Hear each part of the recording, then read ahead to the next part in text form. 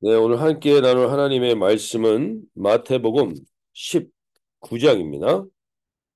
마태복음 19장 13절부터 30절까지 말씀을 제가 읽어드릴 때 오늘도 살아계신 하나님의 말씀을 들을 수 있길 바랍니다. 그때 사람들이 예수께서 안수하고 기도해 주심을 바라고 어린아이들을 데리고 오매 제자들이 꾸짖거늘 예수께서 이르시되 어린 아이들을 용납하고 내게 오는 것을 금하지 말라. 천국이 이런 사람의 것이니라 하시고 그들에게 안수하시고 거기를 떠나시니라. 어떤 사람이 주께 와서 이르되 선생님이여 내가 무슨 선한 일을 하여야 영생을 얻으리이까? 예수께서 이르시되 어찌하여 선한 일을 내게 묻느냐? 선한 이는 오직 한 분이시니라. 네가 생명에 들어가려면 계명들을 지키라. 이르되 어느 계명이 오니까 예수께서 이르시되 살인하지 말라, 간음하지 말라, 도둑질하지 말라, 거짓 증언하지 말라. 내 부모를 공경하라, 내 이웃을 내 자신과 같이 사랑하라 하신 것이니라. 그 청년이 이르되 이 모든 것을 내가 지켰사온데 아직도 무엇이 부족하니이까? 예수께서 이르시되 네가 온전하고자 할진대 가서 내 소유를 팔아 가난한 자들에게 주라. 그리하면 하늘에서 보화가 내게 있으리라. 그리고 와서 나를 따르라 하시니 그 청년이 재물이 많으므로 이 말씀을 듣고 근심하며 가니라. 예수께서 제자들에게 이르시되 내가 진실로 너에게 이르노니 부자는 천국에 들어가기가 어려우니라. 다시 너에게 말하노니 낙타가 바늘기로 들어가는 것이 부자가 하나님 나라에 들어가는 것보다 쉬우니라 하시니 제자들이 듣고 몹시 놀라 이르되 그렇다면 누가 구원을 얻을 수 있으리이까? 예수께서 그들을 보시며 이르시되 사람으로는 할 수 없으나 하나님으로서는 다 하실 수 있느니라. 이에 베드로가 대답하여 이르되 보소서 우리가 모든 것을 버리고 주를 따라싸운데 그런즉 우리가 무엇을 얻으리이까? 예수께서 이르시되 내가 진실로 너에게 이르노니 세상이 새롭게 되어 인자가 자기 영광의 보좌에 앉을 때에 나를 따르는 너희도 열두 보좌에 앉아 이스라엘 열두 지파를 심판하리라. 또 내 이름을 위하여 집이나 형제나 자매나 부모나 자식이나 전토를 벌인 자마다 여러 배로 받고 또 영생을 상속하리라. 그러나 먼저 된 자로서 나중되고 나중된 자로서 먼저 될 자가 많으니라. 음.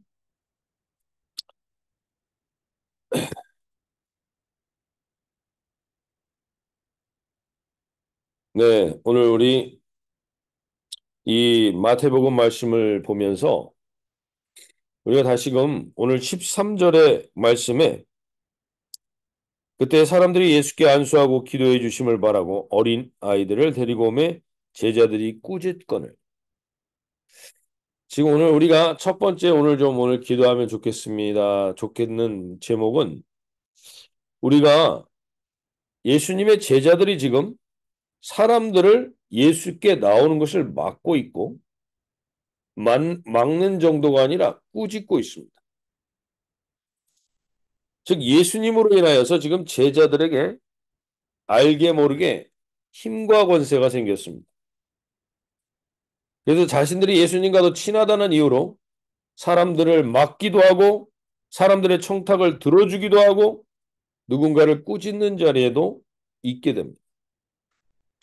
이런 모습 속에서 우리가 지금 주님 앞에서 이 시대의 교회들과 특별히 우리 공동체 안에서 알게 모르게 우리도 예수님 앞에 누군가가 나아가는 것을 막고 있는 것은 없는지 우리의 오늘 일상에서 누군가가 예수님께 나가는데 나 때문에 막혀 있는 것은 없는지 돌아보는 이 하루의 시작이 되시면 좋겠습니다.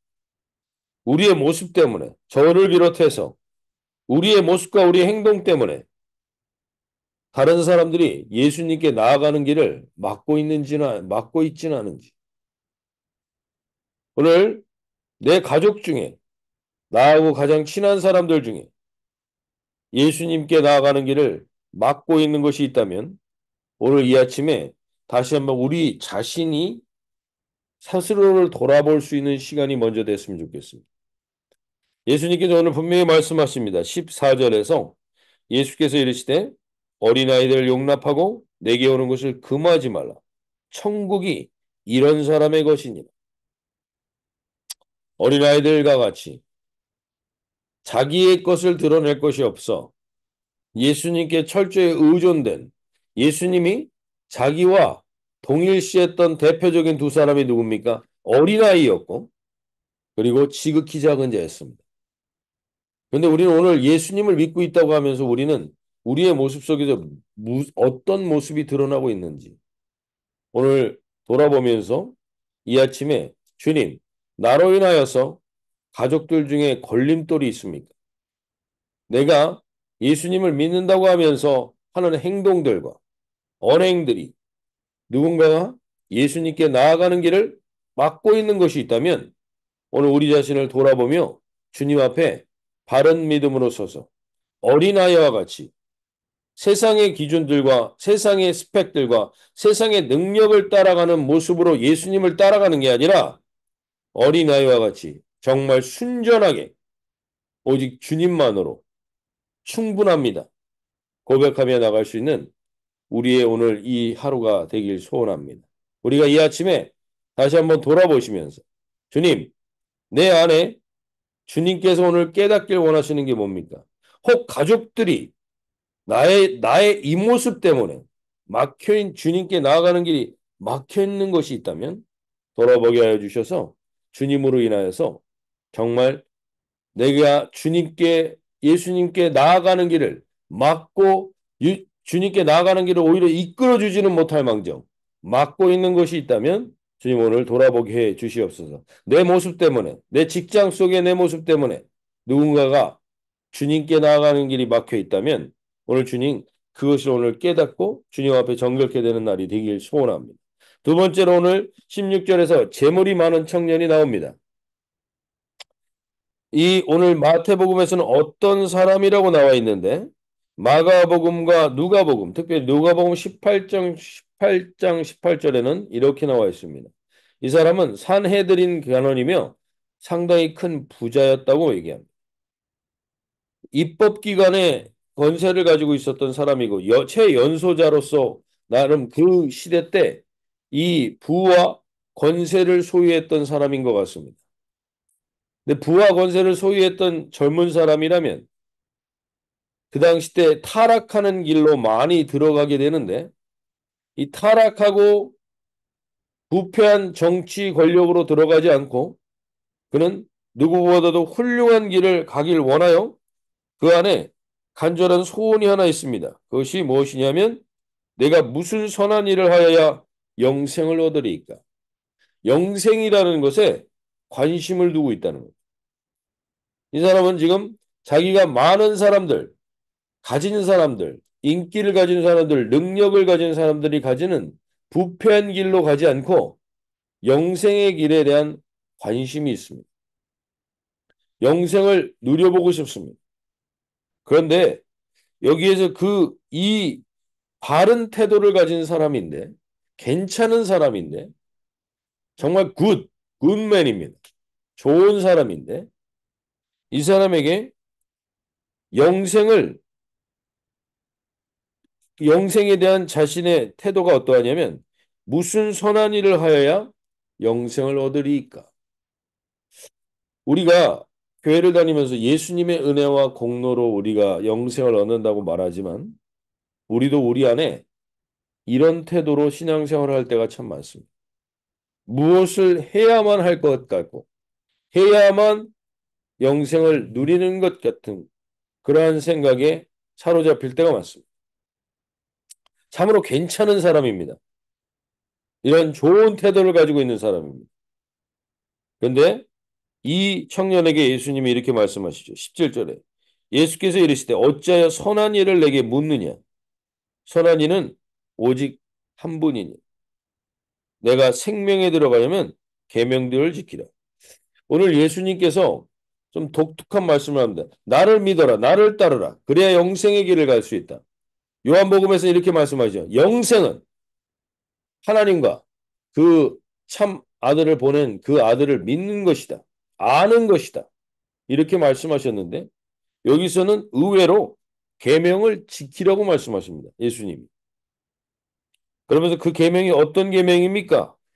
그거 묻자 예수께서 이르시되 살인하지 말고 간음하지 말고 도둑질하지 말고 거짓 증언하지 말고 내 부모를 공경하라. 내 이웃을 내 자신과 같이 사랑하라 하신 것이다. 청년이 이르되 모든 것을 내가 지켰사온데 아직도 무엇이 부족하니까. 오늘 이 말씀 속에서 우리가 지금 교회를 특별히 다니고 있고 나름 특별히 잘못하는 일이 없는 것 같은 생각이 드는 분들이 있습니다.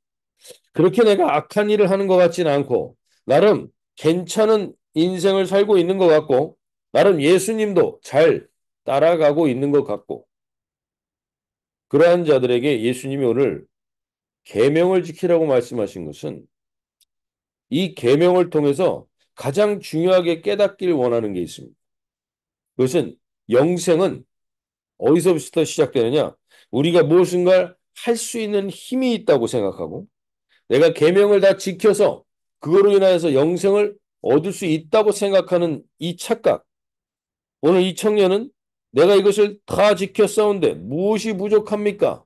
라고 할 만큼 자기의 실체를 모르고 있습니다. 오늘 주님께서 우리에게 중요한 이 교회 가운데 특별히 우리 공동체 안에 중요한 도전을 주시는 것이 이것입니다. 나름 내가 죄인이라는 걸 부인하진 않지만 그래도 나름 괜찮게 살고 있다고 생각하는 분들에게 오늘 주님이 말씀하는 겁니다. 영생은 어디서부터 시작되느냐? 오늘 이 16절에 마태복음 이 16절에 19장 16절에 이 청년의 고백이 무엇인가? 선생님이요. 내가 무엇을 해야 영생을 얻으리이까? 지금 예수님을 선생님으로 이야기합니다. 예수님을 선생님 정도로 알아가지고는 절대로 영생의 시작이 될 수가 없습니다. 오늘 우리가 누가복음 5장에서 아마 기억나실 텐데 베드로가 예수님이 이제 그물을 다 밤새도록 수고하고 그물을 갖고 왔지만 거둔 것이 없어서 허무함을 가지고 있을 때 그들에게 다시 배를 타고 나가서 고기를 잡으라고 할 때 선생님이여 내가 밤이 맞도록 수고하였지만 얻은 것이 없다라고 그랬던 그 베드로가 예수님의 말씀을 따라 만선의 배를 그물이 찢어지는 수확을 거두고 돌아오면서 그 예수님에게 했던 말씀이 선생님이여가 아니라 주님, 주여 나를 떠나소서 나는 죄인입니다라는 고백이 터져나옵니다. 가장 중요한 스타트점이 무엇인가? 예수님을 선생님 정도로 알고 있어가지고는 절대로 영생을 시작해 볼 수도 없다는 겁니다. 오늘 우리의 영생에 있어서 제일 중요한 요소 중에 하나는 내가 어떠한 죄인인지를 깨닫는 것에서 시작하는 겁니다. 예수님이 이 청년에게 계명을 지키라고 말씀하신 이유는 계명을 봐라. 네가 계명을 지키는 너의 존재를 봐라. 실체를 봐라. 너가 어떠한 죄인인지를 깨달으라고 계명을 지키라고 한 것이지 이 계명을 네가 스스로 지킬 수 있을 거라고 해서 지키라고 하신 것이 아니라는 겁니다. 즉 예수님의 계명을 지키라고 말씀하신 이유는 그 계명을 돌아보며 자기 자신을 제대로 돌아보면 내가 죄인이라는 고백이 나오게 된다는 겁니다. 근데 이 청년은 죄인이라는 고백이 나오지 않습니다. 내가 다 지켰습니다. 아직도 뭐가 부족합니까? 주님은 이거를 죄의 근원이요 악이라고 보십니다. 오늘 우리 안에 이런 모습을 가지고 있으면 이런 모습으로 교회를 다니는 사람이 얼마나 많은지 모릅니다. 우리 자신부터도 나름 오늘도 분명히 얘기하죠. 30절에 먼저 된 자로서 나중되고 나중된 자로서 먼저 될 자가 많다. 자기가 선주라는 사람이 너무나 많다는 겁니다. 뭐가 부족합니까? 이 정도 했으면 됐지? 라고 생각하는 부분이 있습니다. 이분은 아직도 예수님을 제대로 알지 못하는 것입니다. 오늘 우리가 이 아침에 예수님의 이 도전 가운데 있길 바랍니다. 이 도전에서 돌아볼 수 있길 바랍니다. 그것은 주님, 내가 이 모든 것을 지켰사오니 아직도 무엇이 부족합니까? 라는 고백이 아니라 주님, 저는 죄인입니다. 내 스스로를 돌아보니 주님, 저는 죄인입니다. 라는 고백이 우리 가운데 있는가? 이것이 없이는 온전한 제자의 시작점이 될 수가 없습니다. 오늘 이 아침에 우리가 다시 한번 이 청년의 모습을 보면서 주님이 정확하게 이야기합니다. 21절에서 예수께서 이르시되 네가 온전하고자 할진대 가서 네 소유를 팔아 가난한 자들에게 주라. 그리하면 하늘에서 보화가 내게 있으리라. 그리고 와서 나를 따르라. 그래 너 그렇게 부족한 게 없을 만큼 다 했니? 그러면 정말 너가 가장 소중하게 여기는 거 내가 한번 건드려 봐 줄까? 너가 가지고 있는 거 다 팔아서 모든 사람 줄 수 있어? 라고 물어봅니다. 22절에 그 청년이 재물이 많으므로 이 말씀을 듣고 근심하며 가니. 오늘 우리가 주님 앞에서 오늘 주님의 이 질문 앞에 우리가 오늘 좀 반응할 수 있길 바랍니다. 주님은 우리가 우리 힘으로는 아무것도 할 수 없는 죄인임을 고백할 뿐만 아니라 내가 예수님을 지금 선생님 정도로 알고 따라가고 있는지 정말 주님으로 고백하고 있는지 오늘 돌아볼 수 있길 바랍니다. 내가 영생을 얻는데 방해되는 가장 중요한 핵심은 바로 나입니다. 이만하면 되지 않았어. 그래도 나름 이 정도는 할 수 있어. 사탄은 언제나 월스트를 가져와서 베스트를 못하게 하는 게 아닙니다. 좋아 보이는 굿. 이 정도면 굿맨이야. 아, 이 사람 참 굿인 것 같아. 근데 그 안에 자기가 죄인인 것을 고백하지 않는, 죄인인 것을 토해내지 않는 그 굿이라는 것으로 커버해서 죄인인 걸 토해내지 않는 것이 그것이 가장 큰 악 중에 하나입니다. 영생을 누리게 하지 못하는 장애물 중에 하나입니다. 늘 사탄은 굿을 가져와서 우리에게 베스트의 자리로 가지 못하게 합니다. 오늘 예수님이 우리 안에 돌아보게 하길 원하시는 게 있습니다. 그것은 예수님이 어떠한 가치가 있느냐입니다. 어떠한 존재로 너에게 있느냐입니다. 오늘 28절에서 이렇게 얘기합니다. 29절에서 이렇게 얘기합니다. 또 내 이름을 위하여 집이나 형제나 자매나 부모나 자식이나 전토를 벌인 자마다 여러 배를 받고 또 영생을 상속하리. 즉 우리가 이 땅을 살아가면서 다시 한번 오늘 돌아볼 때 예수님이 나에게 최우선순위가 되어 있지 않으면 그것은 죄의 근원들이 됩니다. 예수님이 오늘 이걸 버리라고 해서 형제자매와 의를 끊고 모든 것을 전토를 벌이라고 한 것이 그 모든 것을 끊어내라는 것 이전에 가치를 말씀하시는 우선순위를 말씀하시는 거예요. 과연 나의 가치와 우선순위가 어디에 있는지를 오늘 돌아보며 만약에 예수님이 그 자리에 있지 않다면 너는 반드시 죄의 길로 가게 돼. 영생을 누려보지 못하는 자리로 가게 될 것이다. 오늘 주님이 우리에게 말씀하시는 거예요. 오늘 다시 한번 우리 안에 주님,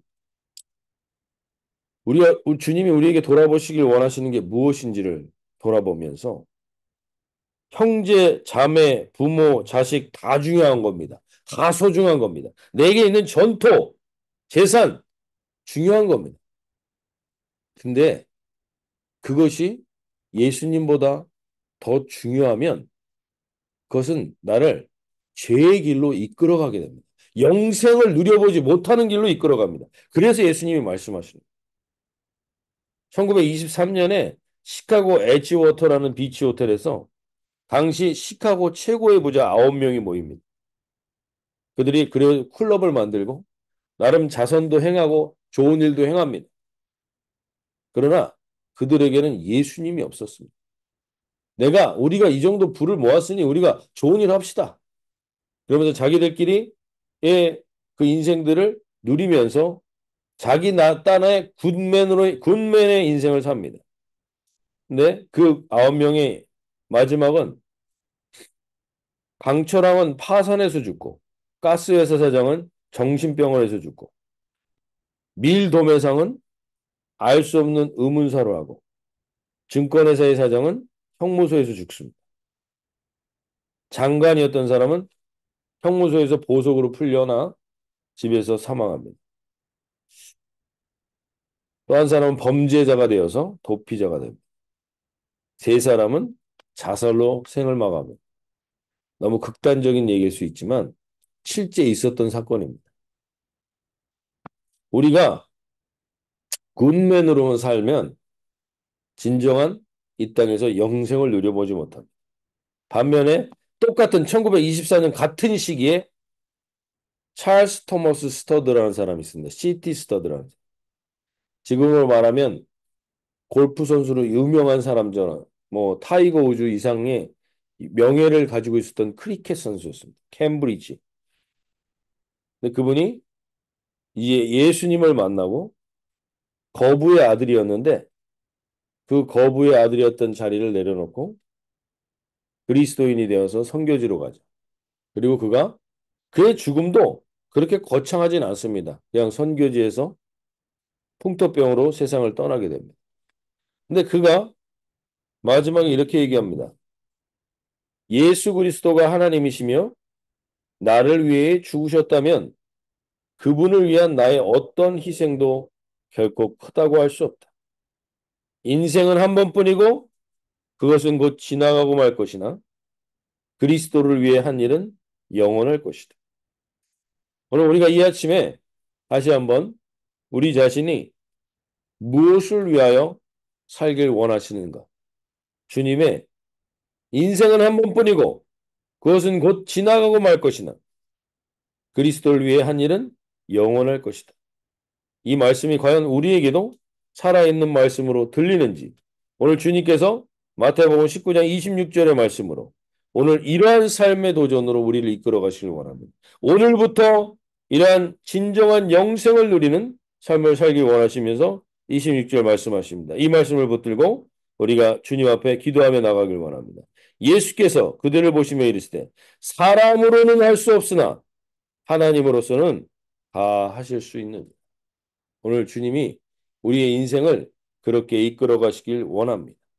오늘 그 주님께서 우리 가운데 그러한 천국을 누리는 존재로서 혹 우리가 주님께 나오는 길을 막고 있는 게 있습니까? 제자들처럼 함부로 주님께 나오는 길을 막고 있는 것이 있다면 깨어 온전히 주님께 이끌어가는 인도할 수 있는 주님 어린아이와 같은 심령으로 주님께 의지하는 저희들 되게 하여 주시고 이 청년 재물 많고 능력 있었던 청년이 결국에는 주님의 길을 따라가지 못했던 것처럼 예수님의 가치를 다시 한번 내 이름을 위하여 집이나 형제나 자매나 부모나 자식이나 전토 모든 것들보다 주님이 더 소중합니다라고 고백할 수 있는 시티 스터드의 고백이 우리에게 되새겨지는 이 새날이 되게 해달라고 이 영생을 시작하는 한 날이 되게 해달라고 기도하며 나가시도록 하겠습니다.